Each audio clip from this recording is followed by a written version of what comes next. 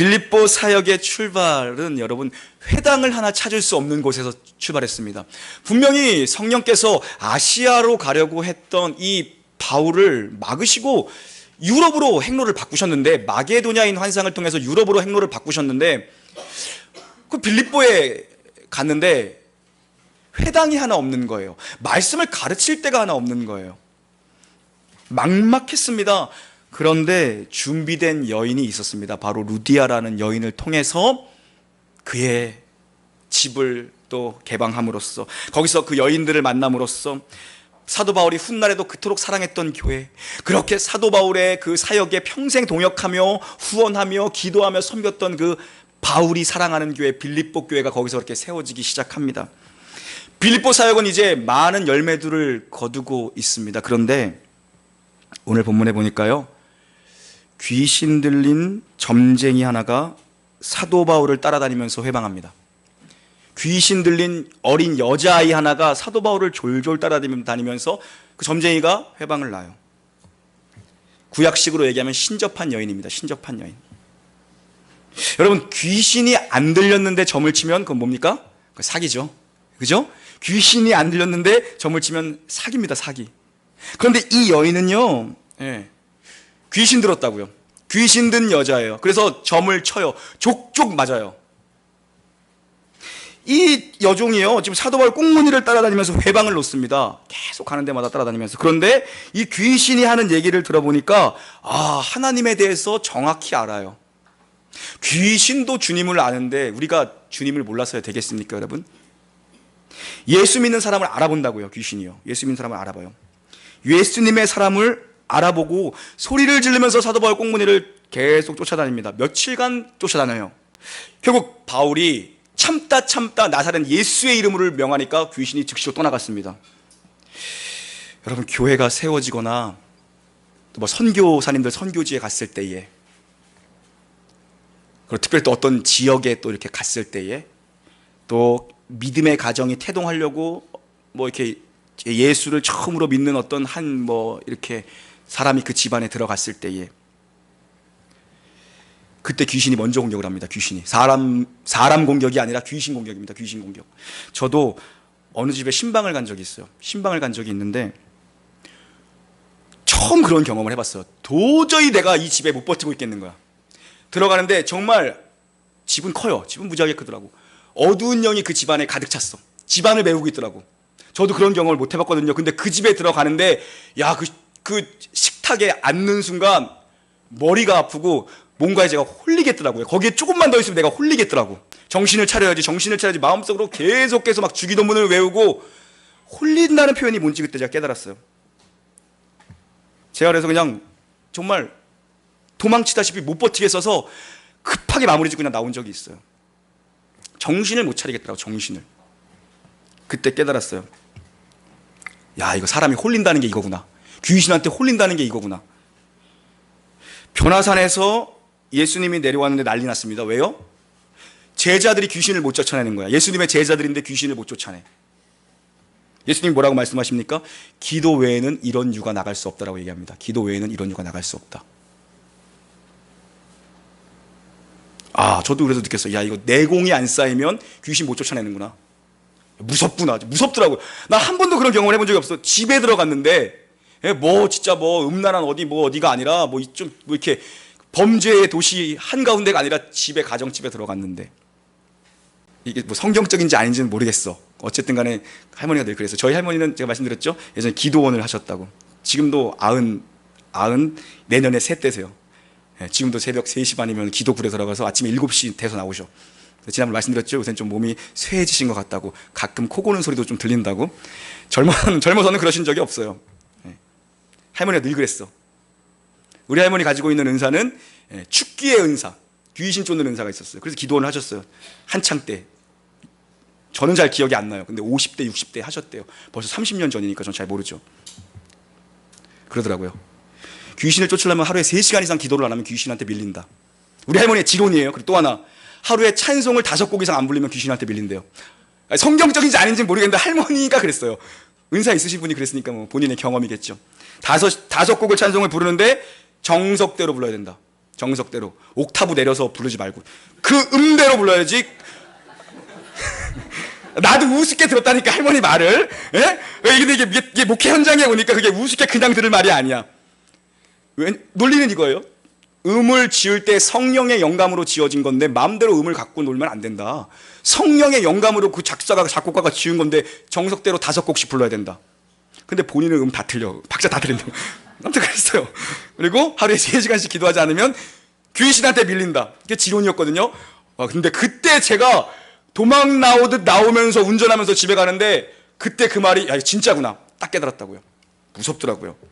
그래서 예수님이 말씀하신 거예요. 예수님의 제자인데 귀신을 못 쫓아. 기도 외에는 이런 유가 나갈 수 없다. 문제는요, 예수 그리스도의 이름으로 귀신을 쫓아냈는데 그 일로 인해서 바울과 실라에게 고난이 덮칩니다. 나쁜 일 한 거 아니죠. 좋은 일 한 거죠. 그 여자아이는 이제 제정신 차렸다고요. 왜냐, 여종이었어요. 어린 여자아이였는데 종이었다고요. 그러니까 이 여종이 귀신 들렸는데 얘가 점친 것 가지고 누가 먹고 살았냐? 그 주인이 그 수당을 벌어먹고 살았다고요. 그 뭐라 그러죠? 점치고 받은 돈을. 수입원이 끊어진 거예요. 그 즉시로 달려와서 바울과 실라를 빌립보 경찰서죠. 관원들에게 넘겨버립니다. 그리고 그 내용이 뭐냐면 한번 19절부터 21절까지 봉독해 볼까요? 19절부터 21절까지 시작. 여종의 주인들은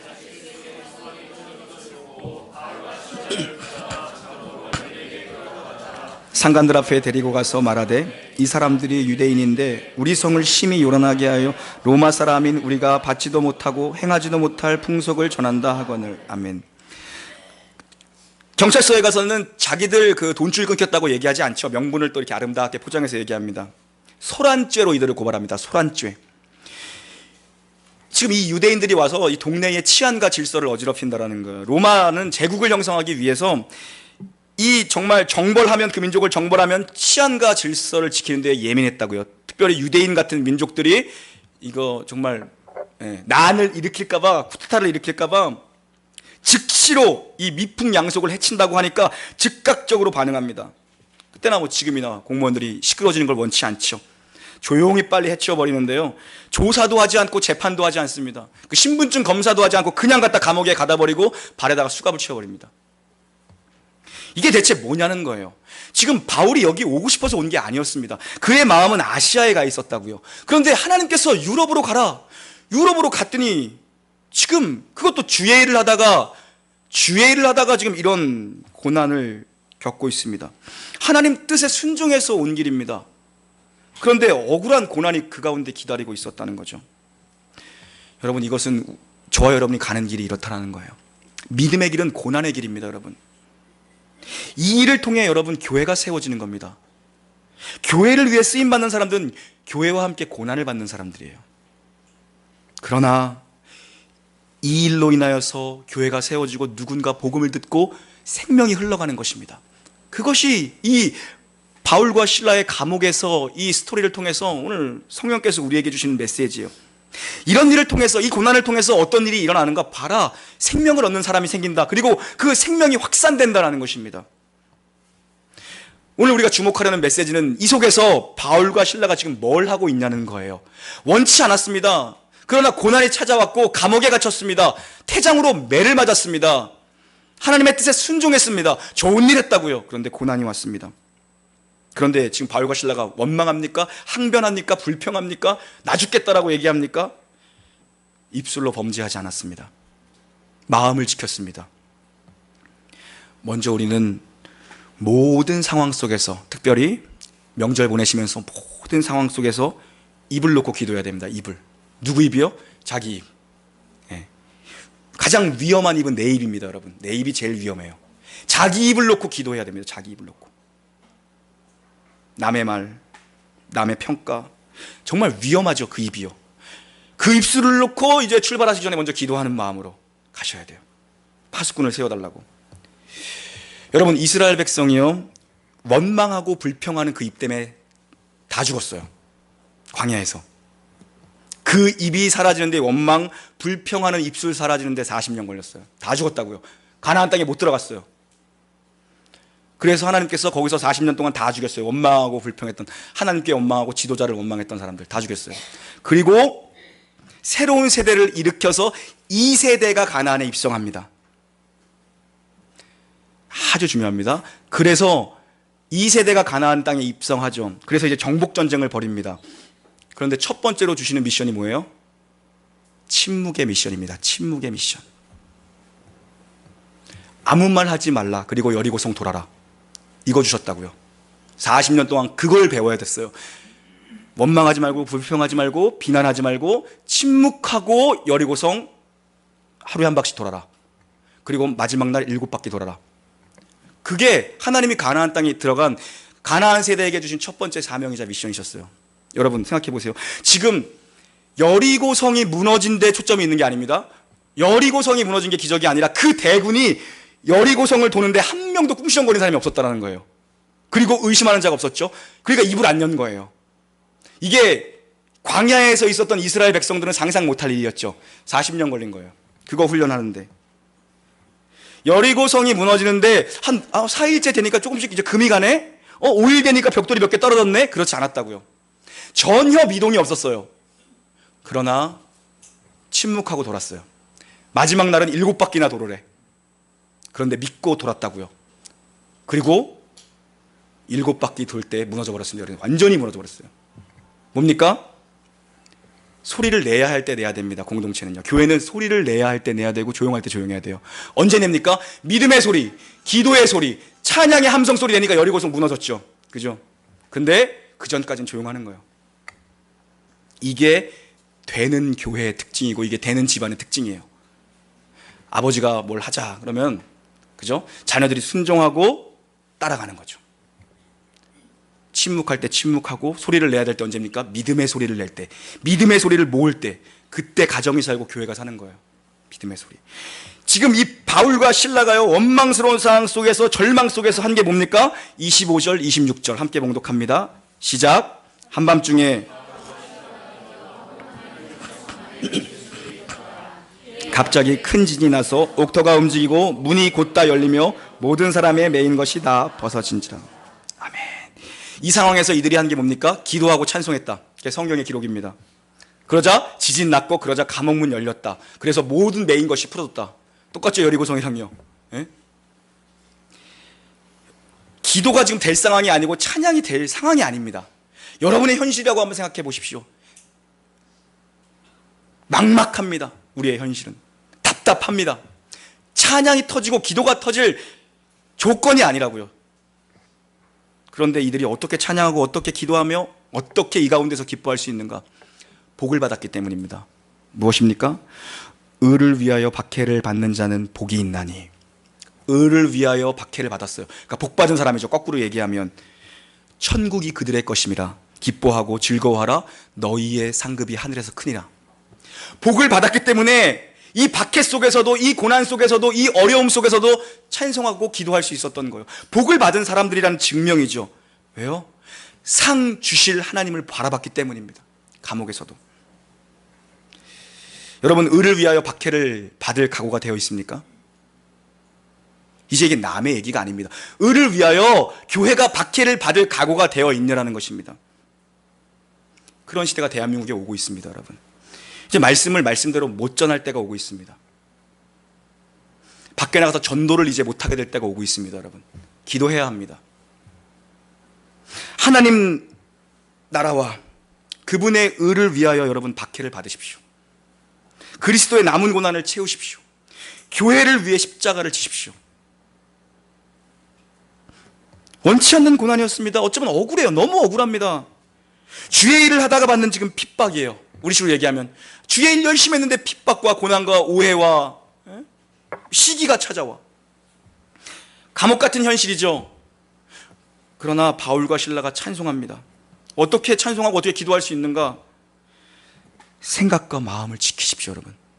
이번 명절에도 생각과 마음을 다 지키고, 너무 정신없어서 이 얼이 빠져 있으면 안 되는 거죠. 놓쳐버립니다. 그러면 사단에게 넘어가죠. 사단에게 다 속는 겁니다, 여러분. 네, 명절에 사단에게 속지 마시고. 아담과 하가 선악과를 따먹음으로 인류의 범죄가 시작되었죠. 사단의 음성이 무엇이었습니까? 하나님이 에덴 동산을 주시면서 아담과 하에게 모든 걸 다 주셨죠. 정복하고 다스리고 땅에 충만하라 다 주셨다고요. 그런데 사단이 비집고 온 거 하나는 뭐예요? 먹지 말라고 한 거 하나를 비집고 와요. 그죠? 그게 문제라고요. 사단이 그렇게 공격한다고요. 하나 때문에 상처받게 해요. 좋았던 거 9개는 기억 안 나게 해. 그리고 하나 기억나게 해. 시어머니가 잘해준, 시집와서 잘해준 9가지는 기억 안 나게 해. 그리고 나 서운하게 한 거 하나 그거 기억나게 하고, 시누이가 그래도 기쁘고 즐겁고 함께 히히덕거리면서 웃고 떠든 거 기억 안 나게 해. 근데 얌체같이 군 거 하나만 계속 머리에 남아. 그런다고요. 안 좋은 거 한 가지를 붙들고 들어온다고요. 좋았던 거 많잖아요. 좋았던 거 기억 9가지, 안 좋은 거 하나. 근데 항상 사단은 안 좋은 거 하나를 비집고 들어와서 그걸로 그냥 무너뜨려 버립니다. 요만한 틈새 하나 있으면 그래서 무너지는 거죠. 잘해준 거 9개를 봐야 되는데 서운한 거 하나를 보면 그거 뭐가 역사예요? 섭섭귀신. 섭섭귀신. 명절 지내면서 특히 여러분 진짜 넘어지지 마시고 마음을 딱 지키시고 찬송하는 마음으로 가시고 먼 길 가시면서 은혜롭게 찬양 틀어놓고 가시고 내리자마자 또 이제 또 여러 가지 또 시험거리들이 차에서 내리자마자 찾아올 수 있지만 찬송 들으면서 가시고 기도하는 마음으로 가시고 반격해야 됩니다. 이 포인트에서 뭡니까? 찬송과 기도, 결단이 필요한 거죠. 결단이 필요합니다. 입이 안 열려도 입을 열기로, 기도가 안 돼도 기도하기로 결단이 필요하죠. 비난하는 대신 찬송하고 섭섭하면 기도하고. 저절로 된 게 아닙니다. 저절로 된 게 아니죠. 놀라운 일이 벌어집니다. 뭡니까? 이들의 찬송 소리와 이들의 기도 소리를 듣는 사람들이 있었어요. 누가 들어요? 간수들이 듣더라라고 성경은 기록합니다. 듣는 사람들이 있었어요. 우리가 뭐 누구한테 들리기 위해서 찬양하고 기도하는 건 아니죠. 그러나 어떻게 저럴 수가 있지? 쟤네 뭐야? 저 인간들 뭐지? 우리가 어떻게 사는지는 안 믿는 사람들이 지켜보고 있습니다. 우리가 어려움을 겪을 때 주위 사람들이 더 우리를 주의 깊게 지켜봅니다. 뭐 맨날 교회 가서 기도한 다음에 뭐 믿음이 있다며 뭐 하나님이 도와준 다음에 어떻게 하는지 본다고요. 어려울 때 본다고요. 어려울 때. 그들 보라고 하는 건 아니지만 하나님이 그걸 사용하신다고요. 오늘 어떻게 사용하십니까? 26절부터 30절입니다. 26절부터 30절 시작. 이에 갑자기 큰 지진이 나서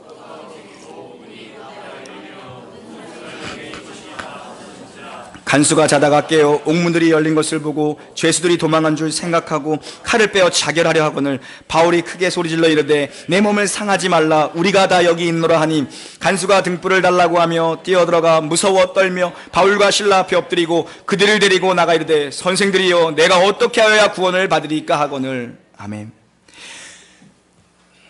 기도하고 찬성했더니 여러분 무슨 일이 일어납니까? 지진이 일어납니다. 그 바울이 뭐 하나님 지진이 일어나게 해주십시오. 그래서 이 감옥을 무너뜨려 이렇게 기도했겠습니까? 그 인간의 머리에서 그 정도 지혜가 나왔겠습니까? 아니었다고요. 지진은 뭐 재앙일 수 있습니다. 그러나 동시에 옥문이 열리는 사건이 되어버렸어요. 지진 가지고도 하나님이 일하셨어요. 감옥에서도 하나님이 일하셨어요. 매인 것이 다 벗어집니다. 하나님이 주셨어요. 그렇게 기도하고 찬양하면서 기다렸더니 감옥문이 열려버리고 묶여있던 것이 그냥 다 끊어져 버렸습니다. 뭐 했어요? 기도하고 찬양했다고. 딴 거 안 했어요. 기도하고 찬송했더니 예배 잘 드렸더니 나와서 그냥 주구장창 기도했더니 그냥 마음이 어려워도 찬송가 펴놓고 옥타브 낮추지 말고 5곡 찬송했더니 열려버렸다고요. 그냥 열려버렸다고요. 어려서부터 근데 그 얘기 듣고 자라니까 좋은 게 새벽에도 그래도 잘 부르잖아요. 새벽에도 옥타브가 안 떨어져요. 또 훈련됐더니. 아멘이요. 여러분,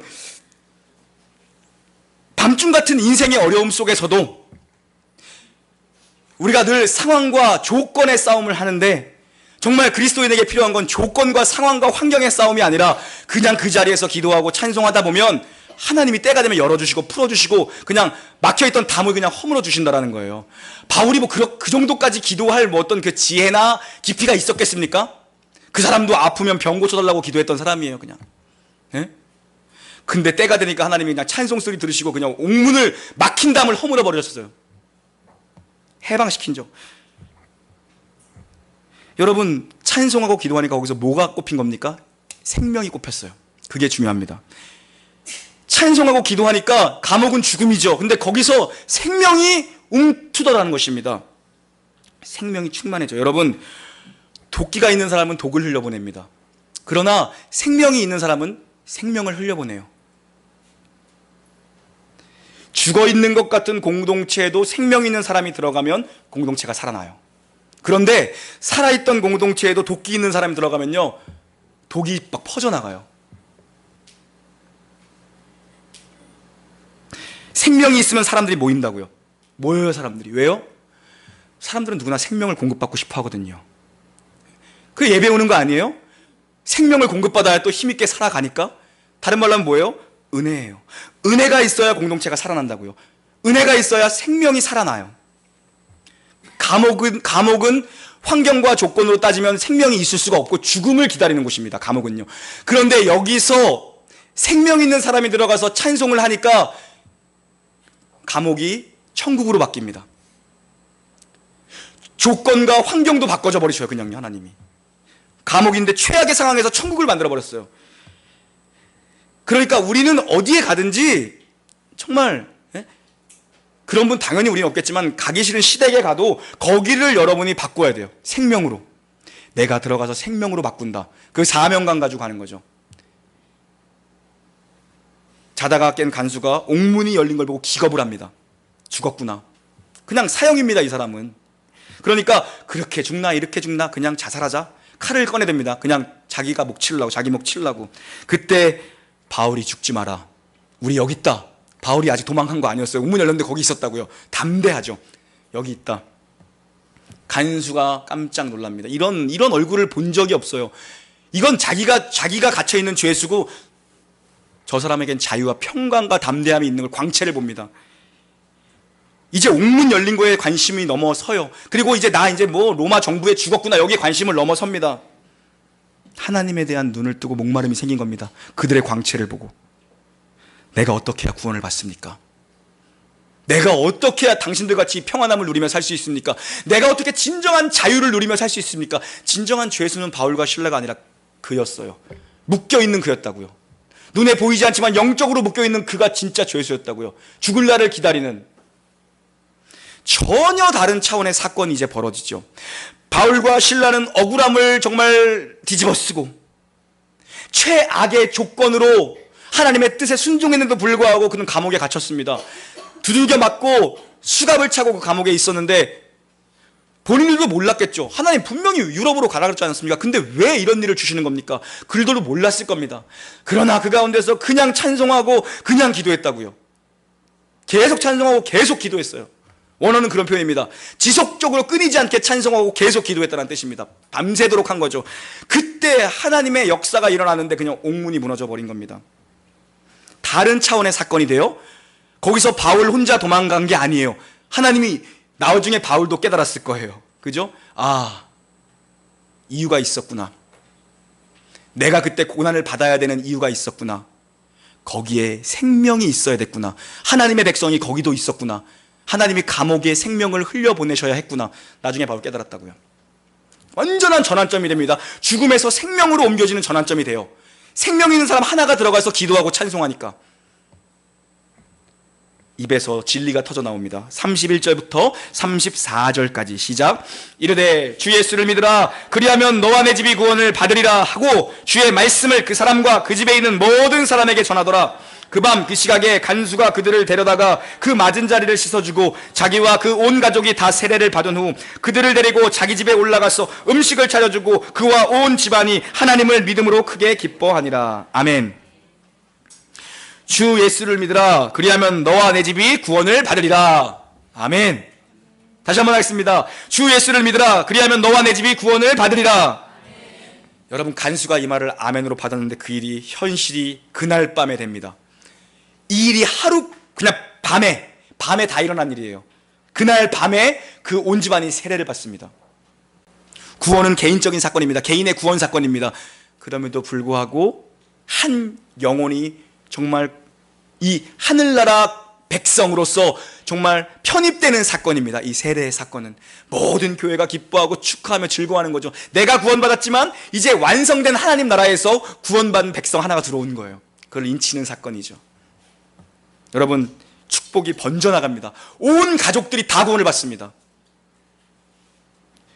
지금 성경이 계속 그런 논리죠. 사도행전이 한 명이 예수님 만나면 가족이, 그의 식솔들이, 그의 영향권에 있는 모든 사람들이 구원을 받습니다.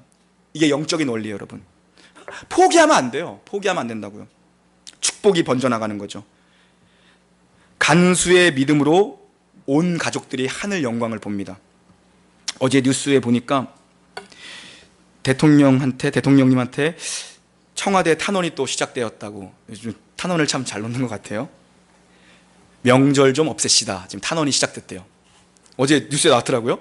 그 누가 주 대상인가 봤더니 우리 교회는 뭐 계신지 안 계신지 여자분들이 주 대상이야. 명절 없애시다. 그 대통령한테 지금 막 인터넷 그 청와대 그 게시판에 맨날 올리잖아요. 그거 또 올리고 있대요. 이유 명분은 이거야. 내세운 명분. 첫 번째, 명절 끝나고 나면 증후군 때문에 이혼율이 높아진다. 더 많이 싸운다. 돈 많이 들어간다. 이제 명절의 의미가 퇴색돼서 다 그냥 해외여행 가지 않느냐. 뭐 이런 식으로 이제 명분을 내세워서 명절을 없애자는 탄원이 대통령에게 지금 여론이 모이고 있다라는, 웃어야 될지 울어야 될지 모르는 뉴스를 봤습니다. 여러분, 우리가 뭐 예수 믿는 우리가 뭐 가서 뭐 제사를 지내겠습니까? 뭐 뭘 하겠습니까? 예수를 믿는 가문은 모여서 다 각지에 흩어서 살다 보니까, 다 각자 교회를 섬기다 보니까 정말 또 바쁘다는 이유로, 또 교회를 섬겨야 된다는 이유로 가족들이 참 모이기 힘들죠. 예수 믿는 우리는 그렇게라도 모여서 가족끼리, 온 가족이 둘러앉아, 애들끼리 자녀들까지 다 끼고 둘러앉아 가정 예배 드리고 하나님한테 정말 축복된 시간을 올려드리는 거죠. 이런 복된 날이 또 언제 오겠습니까? 아직도 가족 구원의 문이 열리지 않는 가정이 있다면 그럴 때라도 모여서 또 전도의 기회로 삼아야죠. 우리가 잘 섬기고 우리가 더 낮아짐으로 인해서 전도의 기회로 삼아야죠. 가정 예배로 모이고 전도의 기회로 삼고, 또 성경은 말하기는, 성경의 명령은 무엇입니까? 부모를 공경하라. 바쁘다는 이유로, 멀리 떨어졌다는 이유로 언제, 물론 저 같은 사람만 그러겠지만 여러분 아니겠지만, 언제 또 우리가 특별히 날을 정해서 부모님께 또 특별히 이렇게 찾아가서 인사를 드리고 효를 다하고 용돈도 드리고, 그런 기회가 또 얼마나 있겠습니까? 점점 더 바쁜 이 시대 속을 살아가면서 전도의 기회로 삼고 정말 가정 예배로 나가면서 주님한테 복을 받는 시간. 우리가 뭐 제사를 지내러 가는 건 아니지 않습니까? 하루아침에 간수 가문의 운명이 바뀝니다. 운명이 바뀌어요. 하루아침에 그냥 바뀌어버려요. 죽음에서 생명으로 그냥 하루아침에 바뀌었습니다. 축제와 생명이 선포됩니다. 가족들이 뭐 그냥 모여서 막 떡을 떼며 잔치를 벌이면서 음식을 먹고 서로 기뻐합니다. 자, 감사함으로, 기뻐함으로 축제가 되는 것입니다. 여러분, 원치 않았고 알 수 없는 고난이 찾아왔습니다. 역경에 부딪혔어요. 억울한 일을 당했습니다.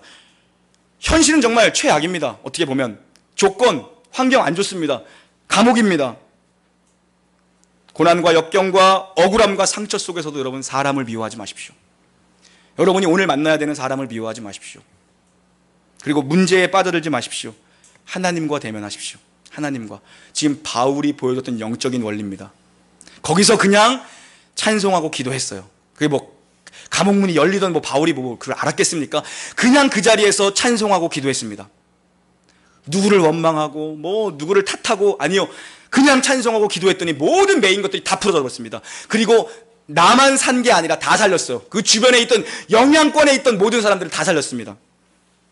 고난이 축복의 미래를 열었습니다. 여러분이 고난받음으로, 여러분이 감당해냄으로, 여러분이 십자가를 짐으로, 여러분이 인내함으로 축복의 미래가 열리는 거고, 누구에게는 생명이 전수되는 겁니다. 생명이 전수되는 거죠. 이 바울과 실라의 고난이 한 생명을 구원하는 축복의 문을 열었죠. 한 생명에서 끝나지 않고 온 집안의 구원이 임했습니다. 거기서 끝나지 않습니다. 또 다른 구원을 가지고 오죠. 구원은 또 다른 구원을 가지고 오고, 생명은 또 다른 생명을 낳습니다. 여러분에게 구원이 임했습니까? 그 구원이 여러분의 온 가족들에게 흘러가기를 주님의 이름으로 축원합니다. 그 명절만 되면 올해는 뭐 가문의 영광이라는 뭐 영화를 회전하죠. 정말 가문의 영광. 온 가정이 예수 믿고 온 가정이 모여서 주님 앞에 축복된 예배로 서로가 서로를 축복하는 그런 명절, 그런 가문의 영광이 임하기를 바랍니다. 오늘도 여러분에게 주어진 현실 속에서, 고달픈 현실 속에서, 곤고한 상황 속에서도 책임 있는 자세로, 그 책임은 무엇입니까? 믿음의 책임입니다. 믿음 있는 자로서, 예수 믿는 자로서의 책임 있는 자세로 어떤 상황 속에서든 찬송하시고 기도함으로 승리하는 복된 명절 보내시기를 우리 주 예수 그리스도 이름으로 간절히 축원합니다. 아멘. 하나님 아버지 감사합니다. 우리 성도님들 오늘도 주님을 예배하기 위해 이 자리에 왔습니다. 하나님 아버지, 상황과 조건과 환경이 정말 웃을 수만은 없는, 마냥 기뻐할 수만은 없는 현실이다 할지라도 책임 있는 믿음의 사람으로서 마음의 찬송과 순간순간 주님 앞에 올려드리는 기도가 끊이지 않을 때에 승리하는 역사를 흘려보내 주시옵소서. 주 예수를 믿는 우리 성도들 통해서 그와 온 집안이 구원받을 수 있도록 하나님 은혜를 내려 주시옵소서. 그렇게 행하실 주님을 찬양하며 우리 구주 예수님의 이름으로 감사하며 기도 올리옵나이다. 아멘.